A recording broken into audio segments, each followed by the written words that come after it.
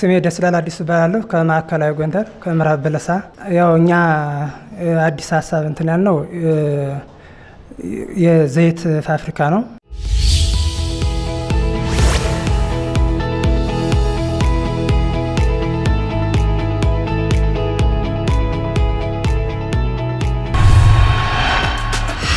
አካባቢያችን ባለው ነባራዊ ሁኔታና የዘይት እጥረት ምክንያት ነጭ አባይ የዘይት ፋብሪካ በሚል ማህበር መስርተን ይህን አዲስ ሀሳብ አፈልቀናል።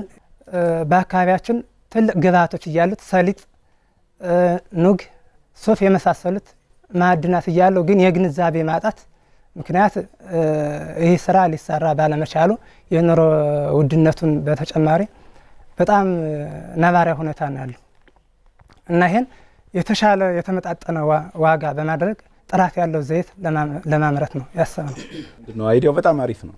አንደኛ ህብረተሰቡ የዘይት ችግር አለ፣ በቀላሉ አያገኝም፣ በጥራትም አያገኝም የሚለው በጣም ኢኖቬቲቭ አይዲያ ነው። በጣም ወርቅ ነው። ለምዕራብ በለሳ ደግሞ ያስፈልገዋል እንዲህ አይነት ነገር። ግን ከምንድን ነው ዘይቱን ለማምረት ያሰባችሁ? ፊልተር ከሚባል ማሽን ወይም ይህን በማሽን ተጠቅመን ከሰሊጥ፣ ከኑግ፣ አኩሪ እነዚህ ምርቶች በወረዳው በከፊል ይመረታሉ። ማሽኑን የት ነው የምታገኙት? ማሽኑ ያው ከገበያ ማዕከል በመግዛት እየሰራችሁ ነው። አሁን አዲስ ፈጠራ ነው። ያው ለመስራት ዝግጁ ነን። ማለት ምንድነው የኔ ሀሳብ የበለጠ ደግሞ ከማሽኑ ጋር የተያያዘ ሙያ ያላቸው ይኖራሉ። እኔ ግን ከፕሮዳክቱ አንፃር ግን ምንድነው ለምሳሌ ዲፋት የምታደርጉበት ሪፋይን የምታደርጉበት ብዙ ቴክኖሎጂዎችን የሚጠይቅ ነው ይሄ ፕሮዳክት። ዝም ብለን በቀላሉ የምናየው አይደለም። ለምሳሌ በየአካባቢው ይሄ ኑግ ንጠው ኑግ እንትን አድርገው የሚያቀርቡ ዘይት አለ። ግን ጤንነቱ እስከምን ያህል ደረጃ ነው? የፋት ኮንተንቱ በዘይቱ ውስጥ ያለው በሪል ዲፋት ሆኗል ወይ ሚለውን የምግብና ቁጥጥር ባለስልጣን የመድኃኒት ምናምን የሚባለው ተቋም ሰርቲፋይድ ማድረግ አለበት እንጂ ዝም ብለን በየሰፈሩ ዘይት ምናምን እናመርትበት አይደለም። እሱ ላይ በደንብ አስባችሁበታል? አይዲያው በጣም ተፈላጊ ነው። የጤና ባለሙያችን የምክር አገልግሎት ሰጥተውናል፣ አማከራናቸው። ኦኬ።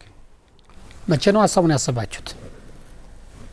ያው ይሄ ፕሮግራም ከማስታወቂያ ከወጣ ጀምሮ ነው። ይሄን ግን ቀደም ያው የባልደረቦቼ ሴቶቹ በተለይ የስራ ልምድ አላቸው። ተቀጥሮ በሰው ሲሰሩ ነበር፣ በከተማ ምናምን ኦኬ ሲሰሩ ነበር፣ የስራ ልምድ አላቸው። አሁን ምንድነው የምትሰሩ እናንተ? ያው ነጭ አባይ የዘይት ፋብሪካ ነው አሁን እየሰራ ያለ። አንተ ምንድነው? እኔ ያው ስራ አጥነኝ እስካሁን ስራ ግን ማምረት ያው ስላልጀመራችሁ ገና ማለት ያው ኦኬ። ጀመር ዝግጁ ነው። ስንት ብር ብታገኙ ስራውን ጀምሩታላችሁ? ቢያንስ እስከ 1 ሚሊዮን ባለው ብናገኝ ስራውን መጀመር እንችላለን። እሺ 1 ሚሊዮን ብር በቃ ኦልሬዲ ተሰጠ። ምንድነው የምትገዛበት በ1 ሚሊዮን ብር? እነዚህ ጥሬ ዕቃ የምንላቸው ዘይት ማለት ይሄ ኑግ፣ አኩሪያተር፣ ኑግ፣ ዘይት ምናምን ገዛ እንትን ገዛ ፊልተር ቴክኖሎጂ ማሽኖች ማምረቻ ማሽንህ ምን ያህል ብር እንደሆነ ታውቃለህ? አታውቅም? አውቃለሁ። 250 ሺህ ብር።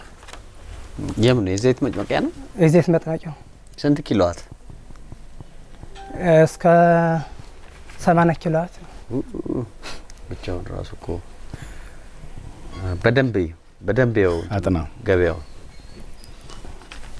ጥሩ ነው። ሀሳቡ ጥሩ ነው። ሀሳቡን ማብላላት ነው እናንተ የሚጠበቅባችሁ። አሁን ሰዓትን ጨርሰሃል። ቆንጆ ሀሳብ ነው። በርታ፣ በደንብ ጠንክሩ። መልካም እድል ይሁንልህ። እንዳትበተኑ። ግሩፕ ስለሆናችሁ ደግሞ ከሽልማት በኋላ አገኘህም አላገኘህም አደራ ምልህ እንዳትበተኑ። አይዲያው በጣም ተፈላጊ ስለሆነ